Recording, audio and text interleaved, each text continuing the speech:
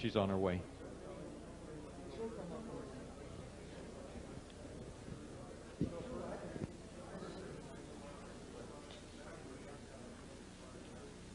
Okay, I want to tell you, in case Bob exaggerated, that in April of 1995 I had cancer surgery, and I refused the radiation and chemotherapy, and I used, for the following, well, ever since then, I've been using the blood cleaner, the magnetic pulsar, the colloidal silver, and good nutrition. I go to Dr. Privatera in Covina, and I had a clean CAT scan in January of '96 and another clean CAT scan in September of '96.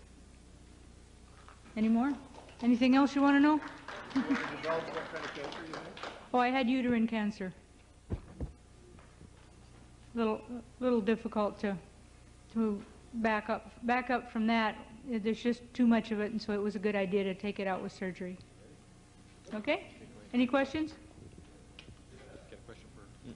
What? Go ahead with the first question. Okay, this is for Dr. Beck. Oh, good. Dr. Beck, you've said something that has really astounded me.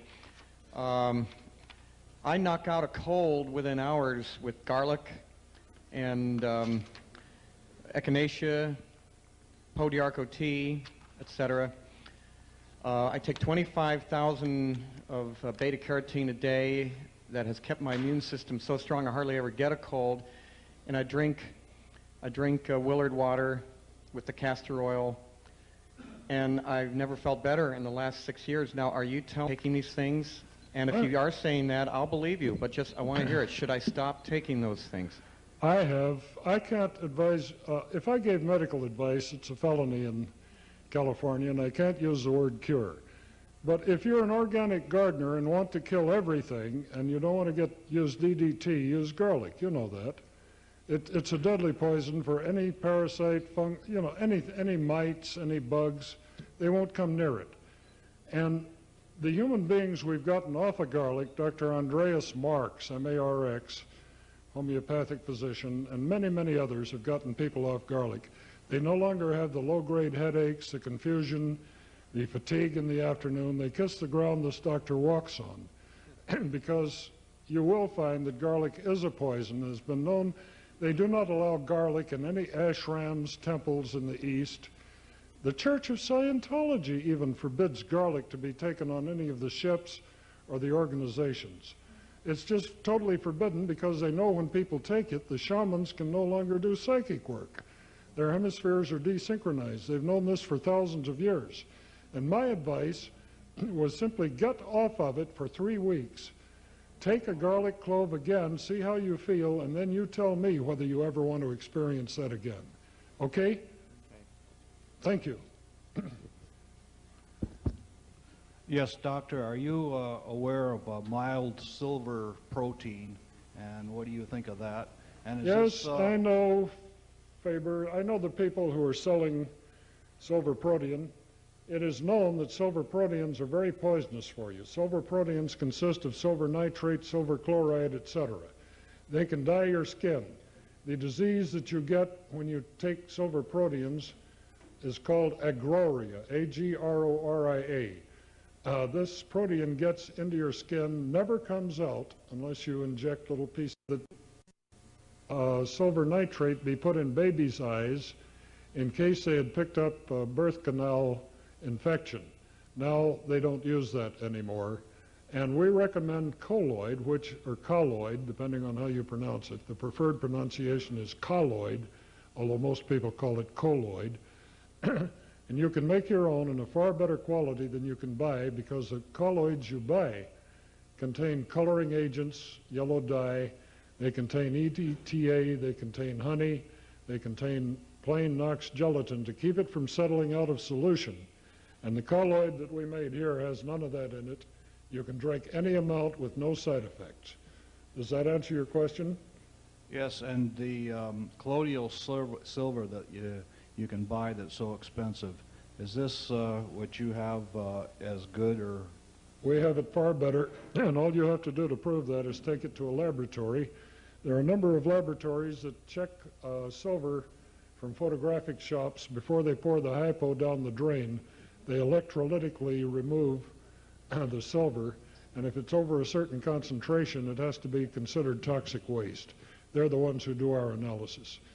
We've had this checked by a number of different laboratories. You don't have to buy it. We're trying to give you back to yourself. But yet, there are a number of entrepreneurs who put no silver whatsoever in their product. They set this bottle of water on the plates of a radionic machine like the SE5 or the Vega tester.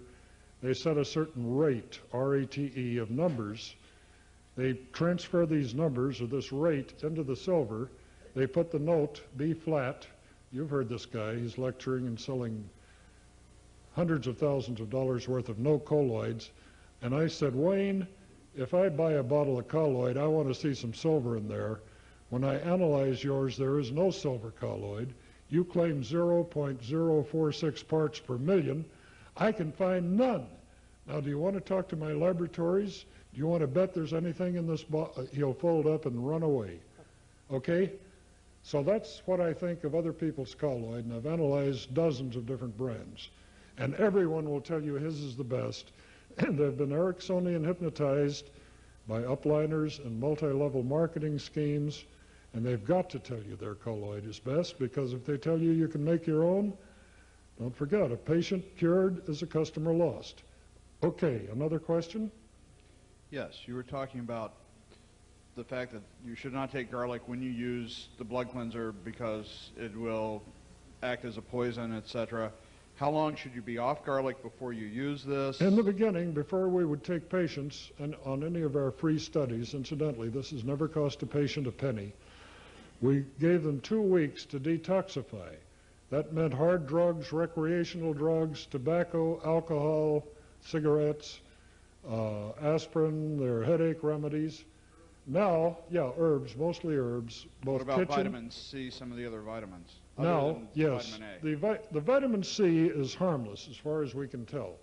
But vitamin A and beta-carotene are not. We could go down this list for an hour, but we're not going to do it. And now we say detox for 2 days before you start doing this. If you must take a pharmaceutical, your doctor tells you you have to, and I can certainly not contradict that. We say take the drugs immediately after you have stopped doing the electrolysis. If you do the electrolysis from 12 till 2 p.m. in the day, take your medicine at 2:10, because the electrolysis, the minute it stops, the minute the little windows in your cells close down again and are not transparent to the poisons in your blood plasma, then wait 24 hours for whatever medication you've taken to get on the exponential curve as low as possible, and this is in your paper. But that's a very good question. Thank you for it. Okay, now in addition to garlic, do you have any advice regarding other things such as onions, leeks, other... These are forbidden to people who are shamans, etc., because they have observed for centuries that when they take anything in this family, they're no longer psychic, but they think they are. They think they're channels. They think they're getting the word from the spirits, and they're not. And a day or two after they've eaten these things, they can do it again, which is why they're forbidden in most practices. But how does it affect the actual use of the device? We want to keep you alive. We made our protocols to do the least damage to the sickest person who's likely to use it.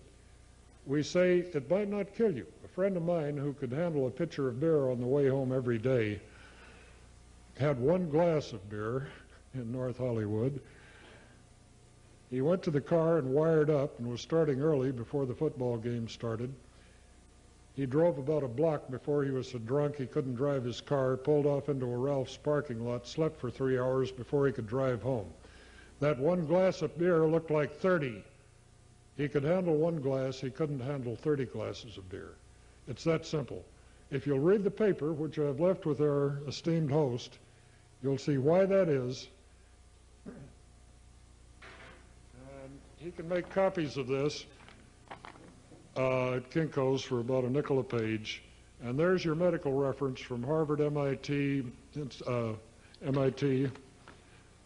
etc.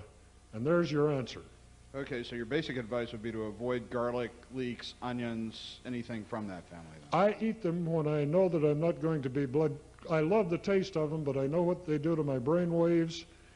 And to prove that, get on anybody's encephalograph, a Hewlett-Packard, a Grass, a Beckman instrument, and look at it for yourself. You will be horrified. But normally you don't know this. You have enough consciousness to walk you through sleepwalking, and you'll still be able to fly an airplane or drive a car. Okay? Thank you. You bet. Thank you. Dr. Bartlett, what is the effect of this electromagnetic field on beneficial bacteria in the gastrointestinal tract? This comes up. We used to say, take your acidophilus, take your lactobacillus, your many things, to replant these about twice a month. And some people who have been playing with the colloids say the colloids never get that far. They don't get into the intestine, so they don't kill the friendlies. I particularly prefer the Continental brand liquid acidophilus. I prefer this to the tablets, capsules, solid form, and I do this about twice a month whether I need it or not. I think it's a good idea to replant the friendly bacteria too. I know that when you take antibiotics like penicillin, Cipro, ampicillin, you have to do this. Otherwise you'll get diarrhea and disturbances. Very good question. Thank you. Well, I wanted to get something straight.